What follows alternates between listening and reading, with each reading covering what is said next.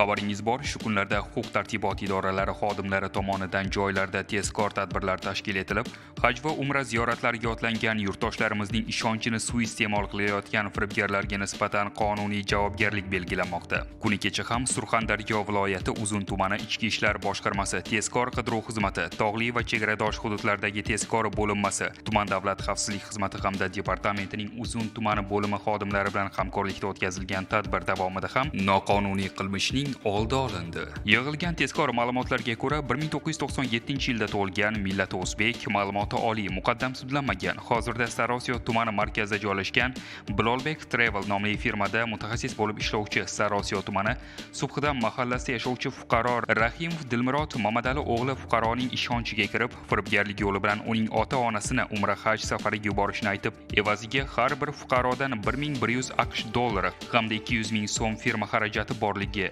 jami 2 nafar fuqaroga 2200 AQSh dollar va 400 ming so'm miqdordagi pullarni talab qilib, ushbu pullarning 1100 AQSh dollari va 200 ming so'mni Sariosiyo tumani markazida joylashgan Bilolbek Travel nomli firma binosining ichida olgan vaqtda tadbir ishtirokchilari tomonidan ashyoviy dalillar bilan ushlangan. Hozirda mazkur holat yuzasidan Uzun tumani Ichki ishlar bo'limi huzuridagi tergov guruhi tomonidan fuqaro Rahimov Dilmurod Mamadali o'g'liga nisbatan O'zbekiston Respublikasi Jinoyat kodeksining 168-moddasi bilan jinoyat ishi qo'zg'atilgan. Aziz yurtdoshlar, ushbu shaxslarning jinoiy harakatlaridan jabrlanganlar 102 qisqa raqamiga yoki hududiy ichki ishlar organlariga murojaat qilishlari so'raladi.